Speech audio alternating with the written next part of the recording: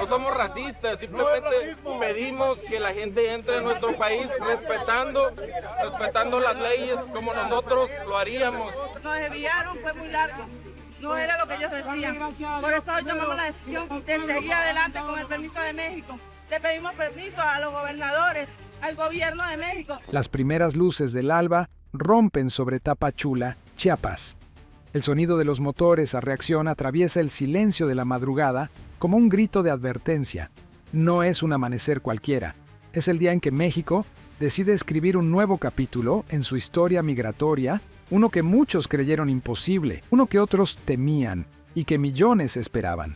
El ejército mexicano cerrar fronteras y que cada hondureño o extranjero que vaya a querer entrar, que lo haga bien, no de una forma violenta como esos malditos invasores invadieron nuestra tierra. Desde las ventanas de los albergues improvisados, los rostros observan con incredulidad cómo los autobuses del Instituto Nacional de Migración forman una caravana militar hacia el aeropuerto internacional. Las luces azules y rojas pintan las calles de un tono que oscila entre lo urgente y lo inevitable. La Guardia ha detener a este contingente que han decidido desviar el camino. Están tomando la carretera que conduce al municipio de Mazatán y otro grupo se ha quedado aquí, sobre la carretera costera. México ha tomado una decisión y no hay vuelta atrás. La presidenta Claudia Sheinbaum, desde su oficina en Palacio Nacional, ha firmado la orden que muchos consideraban impensable. Los vuelos de deportación ya no son amenaza, son realidad. Y mientras los primeros deportados suben por las escalerillas de los aviones comerciales, esposados y escoltados, una pregunta resuena en el aire frío de la mañana. ¿Qué llevó a México a este punto? ¿Fue necesidad? ¿Fue presión? ¿O fue finalmente el despertar de un país que recordó su soberanía?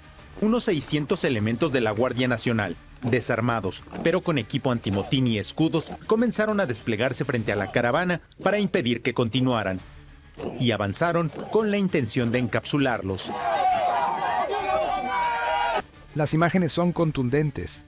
Hombres y mujeres, la mayoría de origen cubano, venezolano y colombiano, caminan en fila hacia los aviones. Sus rostros mezclan resignación, miedo y rabia. Algunos lloran, otros permanecen en silencio. Los agentes federales, con rostros impasibles, cumplen un protocolo que lleva meses de preparación. Nada es improvisado. Cada paso, cada movimiento, cada palabra pronunciada por los funcionarios sigue un libreto que se escribió en los despachos del poder. Como el Instituto Nacional de Migración está extorsionando a los migrantes, cómo los están llevando en trailers. Nosotros estamos en la mejor disposición de poderlos atender, pero tendríamos que analizar caso por caso y los invito de manera respetuosa a poder abordar los autobuses. 21 cubanos deportados por falsificación de documentos, 76 más, incluidos 2 niños, bajo la figura de retornos asistidos. Cada asiento cuesta aproximadamente 4,000 pesos mexicanos del erario público. La opción más económica, dicen las autoridades, usando aviones de Viva Aerobús.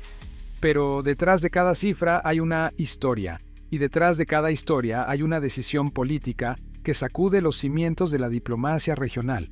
El costo total del programa de repatriaciones alcanzará los 900 millones de pesos en lo que resta del año. Para un país que enfrenta inflación, desempleo y crisis en diversos sectores, la cifra es monumental. Sin embargo, el gobierno de Sheinbaum la defiende como una inversión en soberanía, como un gasto necesario para recuperar el control que México había perdido durante años de política migratoria tibia y ambigua. Vengo por segunda vez. La primera vez bajamos de arriba de Tijuana, nos bajaron acá. De repente que te devuelvan para atrás, es como que se te regresen el café. Y ahora nos soltaron aquí. A todos que muestren su documento que acredite su regular estancia en México. 11 vuelos por semana, 1,000 migrantes deportados cada 7 días. Una máquina logística que opera con precisión militar. Los aviones despegan desde Tapachula, Villahermosa, Veracruz y Ciudad de México, con destino a La Habana, Caracas, Bogotá y Tegucigalpa. Cada vuelo tiene un costo promedio de entre 120,000 y 160,000 pesos por hora de vuelo. A bordo, viajan grupos de entre 30 y 60 personas, escoltadas por agentes federales armados hasta los dientes. Es una operación que requiere coordinación internacional. Algunos países aceptan a sus ciudadanos sin objeciones. Venezuela, bajo el régimen de Nicolás Maduro, ya repatrió a 311 venezolanos varados en territorio mexicano. Para que me puedan proteger, porque yo en Colombia no puedo estar. Entonces, a ver si me dan una protección para poder estar, a ser mexicano.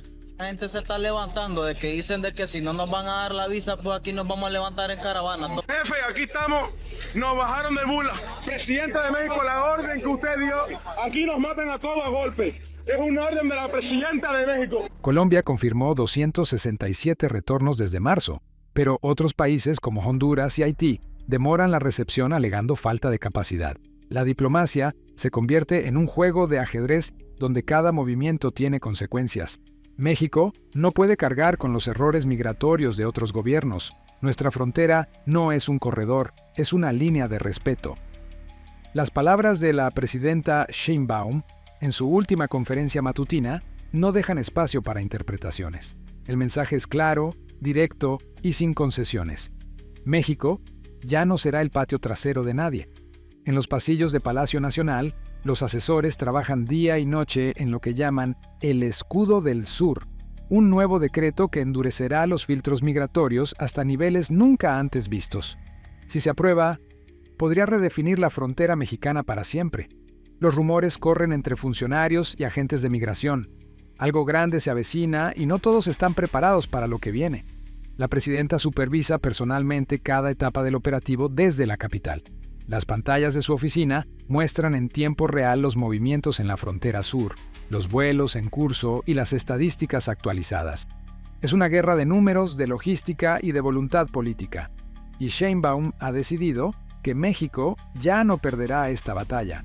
La masiva participación de gente que viene de diferentes lugares. Sabemos que hay muchas gentes que se han infiltrado en estos grupos y que a veces son las personas que están tal vez cometiendo fechorías o que quizás por eso se ha incrementado la violencia en el país.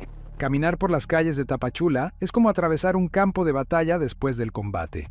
Los hoteles que antes alojaban caravanas improvisadas ahora lucen vacíos, convertidos en centros de tránsito migratorio custodiados por la Guardia Nacional. Los mercados que antes eran el epicentro del comercio informal ahora patrullan agentes del Instituto Nacional de Migración buscando a quienes evaden los retenes. Los comerciantes locales tienen opiniones divididas, pero la mayoría coincide en un sentimiento: alivio. Ya era hora, murmura un vendedor de frutas mientras acomoda su puesto. Nos tenían olvidados, todo se había vuelto inseguro. En México, güey, lamentablemente el gobierno no sirve, carnal. ¿Sí me entiendes? El gobierno era el que debería estar haciendo algo ahorita y no lo hace, güey.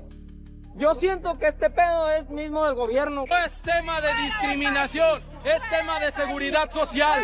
Si ustedes no pueden resolver sus problemas en su tierra, no vengan a causar más problemas en la mía.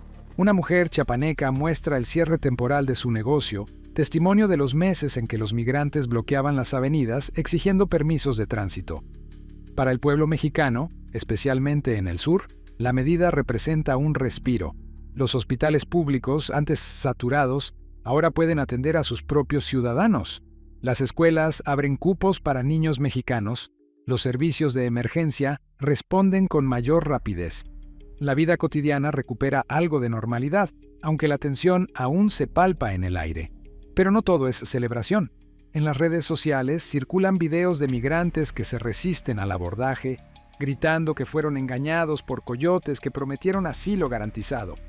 Es injusto que después de tanto tiempo esperando en México, nos digan ahorita que no pueden ingresar, dice una mujer frente a las cámaras, sus ojos llenos de lágrimas y frustración.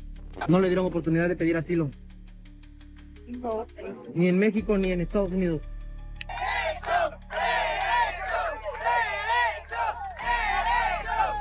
Estamos pidiendo eso, ayuda para poder avanzar a la Ciudad de México, que nos lleven en bus. Ya de verdad no podemos. Hay mujeres con niños, mujeres embarazadas, personas mayores que ya no aguantan, ya no dan para más. En la frontera con Guatemala, la transformación es radical. Los accesos que antes eran permeables ahora están sellados. Los migrantes que cruzaban por el río Suchiate encuentran torres de vigilancia y cercas recién instaladas. Las lanchas de contrabandistas fueron incautadas.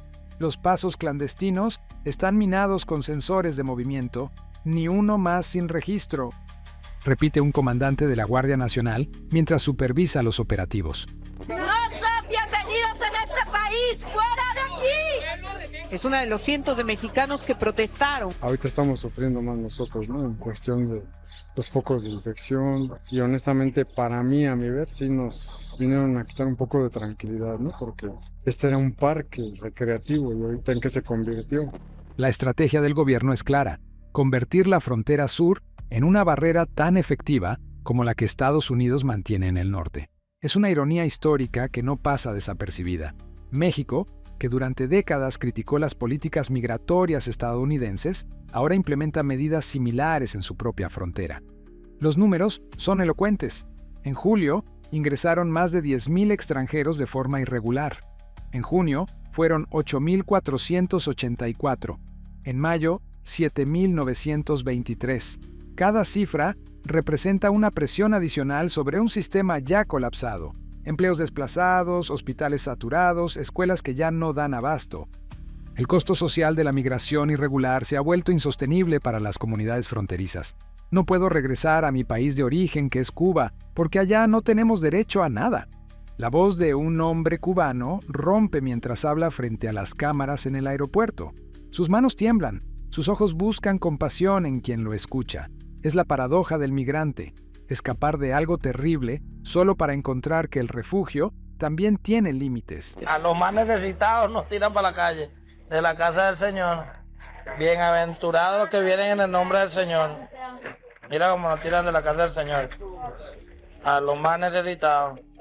Nos sentimos como perros, detrás de la caravana o adelante de la caravana viene migración y viene diciendo cosas que son mentiras. Los testimonios se multiplican. Venezolanos que huyeron del régimen de Maduro ahora enfrentan el retorno forzoso. Colombianos que buscaban escapar de la violencia de las disidencias. Centroamericanos que huían de las maras. Cada historia es un universo de sufrimiento, pero el gobierno mexicano ha decidido que la compasión tiene un límite cuando compromete la estabilidad nacional. ¿Qué es lo que dicen los vecinos? Que no quieren que se ponga un albergue para migrantes en este predio. Porque no queremos emigrantes, estamos invadidos de inmigrantes y ya basta. Ellos parece que son de aquí y les dan mejor trato que a los que somos de aquí, los que somos mexicanos. Ya basta.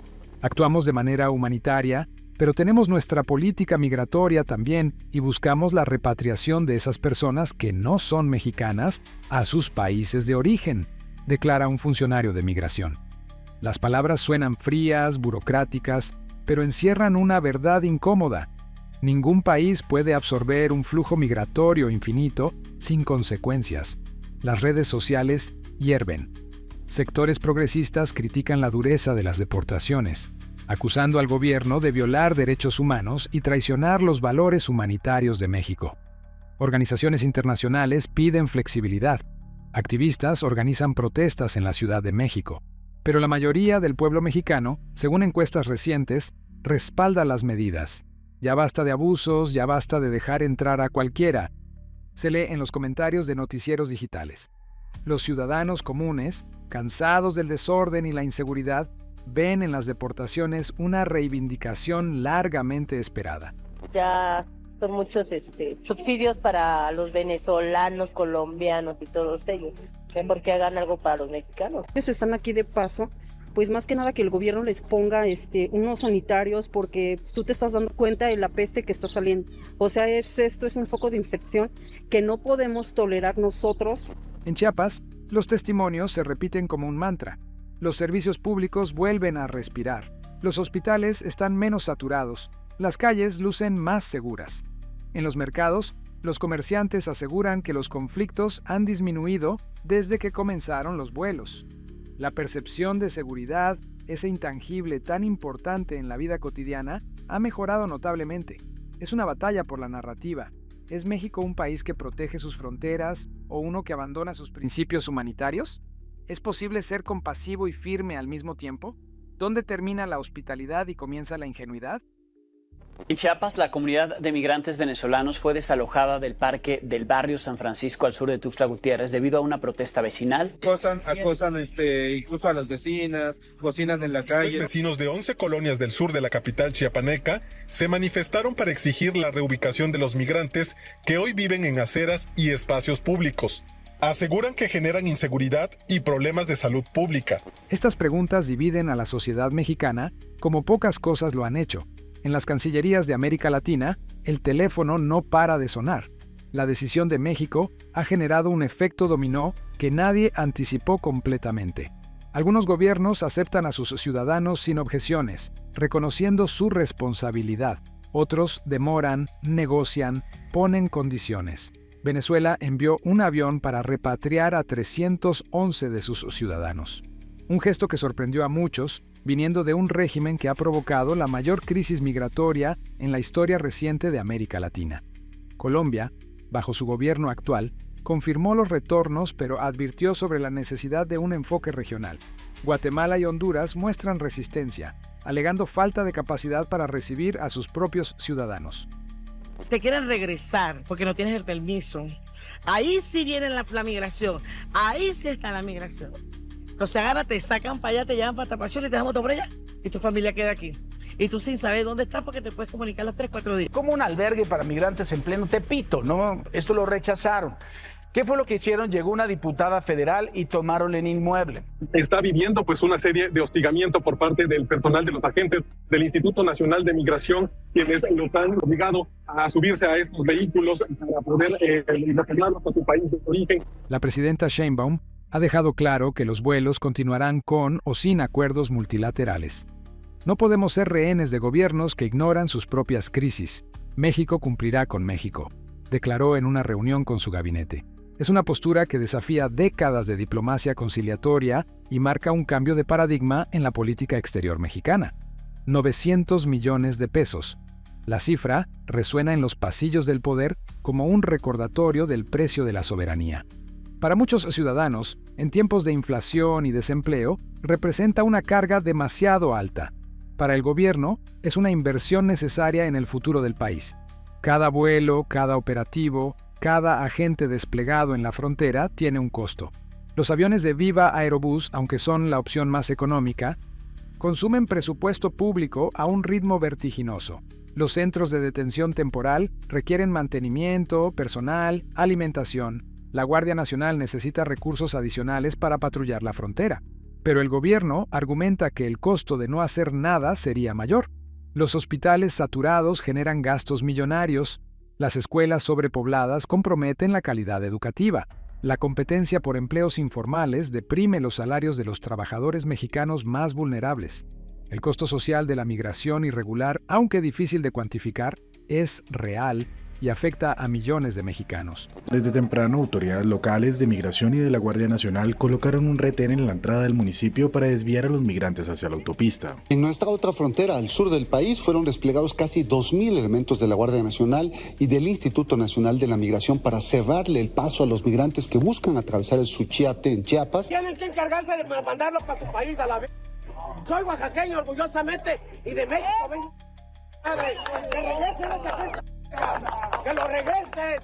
¡Yo no los quiero aquí! Están ofendiendo, tirando muchas amenazas, no les gusta la comida, o sea, no vinieron de vacaciones. Dentro del Instituto Nacional de Migración, algunos funcionarios advierten que el flujo irregular podría reactivarse en noviembre. Nuevas caravanas ya se organizan desde Guatemala, alertan los informes de inteligencia. Los coyotes están cambiando sus rutas, sus estrategias, sus promesas. La pregunta resuena en los pasillos del poder. ¿Aguantará México el siguiente embate migratorio? Los agentes veteranos saben que las deportaciones son solo una parte de la ecuación. Mientras persistan las crisis en Venezuela, Cuba, Centroamérica y otros países de la región, la presión migratoria continuará. Es como tratar de vaciar el océano con un balde. Sí, para el 30 de este mes. El 30 a las 4 de la mañana de acá, del 29 vamos a tener una reunión de prensa, si Dios lo permite, unos 2,000. En primer lugar, no fue un desalojo, porque esto no es un alojamiento. O sea, esta es una plaza pública, no es un hotel. El gobierno de Sheinbaum prepara una segunda fase del operativo, refuerzo de la presencia militar en la frontera, aumento de vuelos de deportación, endurecimiento de las sanciones a quienes faciliten el tráfico de personas. Es una estrategia de contención, pero todos saben que la verdadera solución requiere cooperación regional y atención a las causas raíz de la migración. El nuevo decreto que prepara la presidenta lleva por nombre código el Escudo del Sur. Si se aprueba, representará el mayor endurecimiento de la política migratoria mexicana en décadas. Los detalles se mantienen en secreto, pero las filtraciones hablan de medidas radicales, filtros migratorios más estrictos en todos los puntos de entrada, sanciones severas para empleadores que contraten a migrantes irregulares, aumento de las penas para coyotes y traficantes, creación de nuevos centros de detención en estados fronterizos. Es un paquete de medidas que busca convertir a México en un país tan difícil de atravesar como lo es Estados Unidos. Los críticos advierten sobre los riesgos de criminalizar la migración. Los defensores de derechos humanos alertan sobre posibles abusos, pero el gobierno se mantiene firme. No buscamos criminalizar, sino proteger a las comunidades mexicanas que han pagado el precio de la migración irregular, declara un vocero oficial. Al caer la noche sobre Tapachula, las luces de los aeropuertos siguen encendidas. En las pistas, los aviones del retorno despegan uno tras otro, dejando un eco metálico que resuena como un símbolo. México ha decidido defenderse, pero todos saben que esto es solo el principio. Los albergues se vacían lentamente, las calles recuperan su ritmo habitual. La Guardia Nacional patrulla los caminos rurales con una nueva consigna: orden y respeto. Los vecinos, cansados de la incertidumbre, miran el cielo y sienten que el país empieza poco a poco a retomar su equilibrio. Pero la pregunta persiste: ¿es sostenible esta política a largo plazo? ¿Qué pasará cuando llegue la próxima caravana? ¿Cómo reaccionará la comunidad internacional? ¿Hasta dónde está dispuesta la presidenta a llegar para mantener el control? México tiene una larga tradición de hospitalidad hacia los perseguidos. Durante la Guerra Civil Española, abrió sus puertas a miles de refugiados republicanos. En los años 70, acogió a exiliados de las dictaduras sudamericanas. En los 80, fue refugio de centroamericanos que huían de las guerras civiles. Esa tradición forma parte de la identidad nacional, del orgullo mexicano de ser un país generoso y solidario. Por eso, las deportaciones masivas generan un debate tan profundo. No es solo una cuestión de política pública, es una cuestión de identidad. ¿Quién es México? ¿Qué significa ser mexicano en el siglo XXI? La presidenta Sheinbaum lo ha expresado en sus discursos. México no es enemigo de nadie, pero tampoco será la víctima silenciosa de un sistema migratorio roto. Es un intento de conciliar la tradición humanitaria con la necesidad de proteger la soberanía nacional. Un equilibrio difícil, quizás imposible, pero necesario. En una escuela primaria de Tapachula, una maestra explica a sus alumnos lo que está sucediendo. Los niños, con esa mezcla de curiosidad e inocencia que caracteriza a la infancia, hacen preguntas difíciles. ¿Por qué los deportan? ¿No tenían a dónde ir? La maestra busca las palabras adecuadas, sabiendo que su respuesta moldeará la forma en que estos niños entenderán el mundo. En un hospital público de Chiapas, una doctora finalmente puede atender a pacientes mexicanos que llevaban meses esperando. El alivio es palpable, pero también la culpa. Nadie quiere ver sufrir a nadie, dice. Pero también tenemos que cuidar a los nuestros. Es el dilema moral de una época. ¿Cómo ser compasivos sin ser ingenuos? En un mercado de Ciudad de México, un comerciante venezolano que llegó hace años de forma legal observa las noticias con preocupación. ¿Yo vine respetando las leyes?, dice. Pero entiendo el enojo de la gente. Cuando todo es desorden, todos pagan el precio, incluso los que hacemos las cosas bien. La decisión de México reverbera por toda América Latina. Otros países observan con atención, algunos con admiración, otros con preocupación. ¿Seguirá alguien más el ejemplo mexicano? ¿Se convertirá esto en una nueva norma regional? Brasil, Argentina, Chile, Perú, todos enfrentan sus propias presiones migratorias. La crisis venezolana ha redistribuido a millones de personas por todo el continente. Cada país busca sus propias respuestas, sus propios equilibrios entre hospitalidad y control. México, con sus vuelos de deportación, está enviando un mensaje claro: la compasión no puede sustituir al orden. Es un mensaje que resonará en las cancillerías, en las calles, en los hogares de millones de personas que observan el fenómeno migratorio con una mezcla de empatía y temor. Claudia Sheinbaum sabe que su legado estará marcado por esta decisión. Es una apuesta política de alto riesgo. Si funciona, será recordada como la presidenta que devolvió el control a México. Si falla, será criticada por generaciones futuras. En su oficina de Palacio Nacional, rodeada de mapas y estadísticas, la presidenta reflexiona sobre el peso de sus decisiones. Cada vuelo que despega lleva consigo el destino de personas reales, con historias reales, con sufrimientos reales. Pero también lleva la esperanza de millones de mexicanos que esperan que su gobierno finalmente los defienda. No es una decisión fácil, ha dicho en privado a sus colaboradores más cercanos. Pero las decisiones fáciles no requieren verdadero liderazgo. Es consciente de que la historia la juzgará, pero ha decidido que es mejor ser juzgada por actuar que por la inacción. Las luces del último avión se pierden en la oscuridad del cielo nocturno sobre Tapachula. Dentro, decenas de personas miran por las ventanillas, observando cómo México se aleja bajo ellos. Algunos lloran, otros permanecen en silencio, todos cargan con el peso de un sueño roto. En tierra, los agentes federales recogen sus equipos y preparan el operativo del día siguiente. Los altavoces del aeropuerto anuncian el cierre de la jornada con ese tono burocrático y frío que caracteriza a las instituciones. Pero hay algo diferente en el ambiente, una sensación que es difícil de describir pero fácil de percibir. México se está haciendo respetar, después de décadas de ser tratado como zona de tránsito, como patio trasero, como frontera porosa. El país ha decidido recordar su soberanía. No es un mensaje de odio hacia el migrante, sino de amor propio hacia lo mexicano. No es una declaración de guerra, sino un acto de autodefensa. Los comerciantes de Tapachula cierran sus negocios con mayor tranquilidad que antes. Las familias chiapanecas cenan sin el ruido de las protestas afuera. Los doctores del hospital público terminan sus turnos sabiendo que mañana podrán atender a quienes más lo necesitan. Es un regreso a la normalidad, pero con cicatrices. En las redes sociales, el debate continúa. Los hashtags se multiplican, las opiniones se polarizan. Pero en las calles donde la vida real sucede, la mayoría de los mexicanos sienten que algo ha cambiado. Una línea ha sido trazada. Un límite ha sido establecido. La presidenta Sheinbaum, en su última aparición pública del día, reitera su compromiso.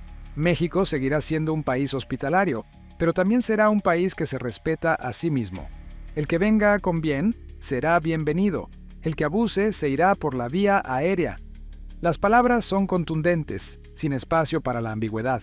Mientras la noche avanza y Tapachula se sumerge en la oscuridad, una frase se repite en voz baja entre los ciudadanos, en los taxis, en los restaurantes, en las casas familiares.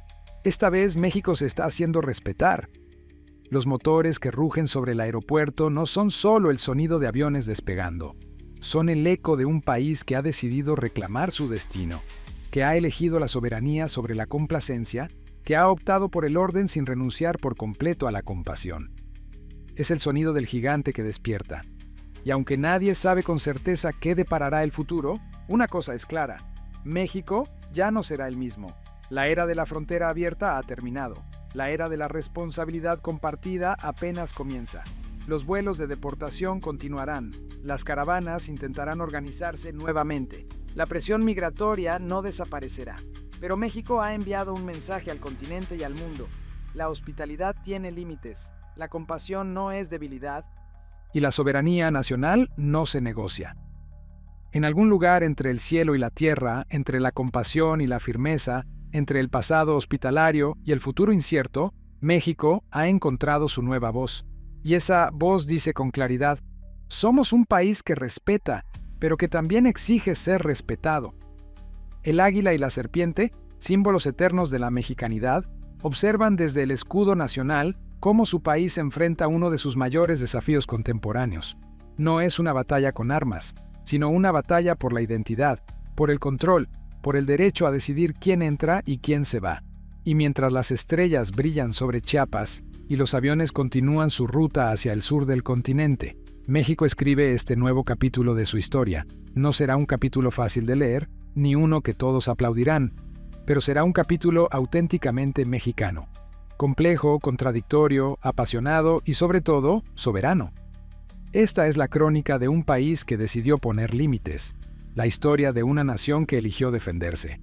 El relato de millones de mexicanos que finalmente sintieron que su gobierno los escuchaba.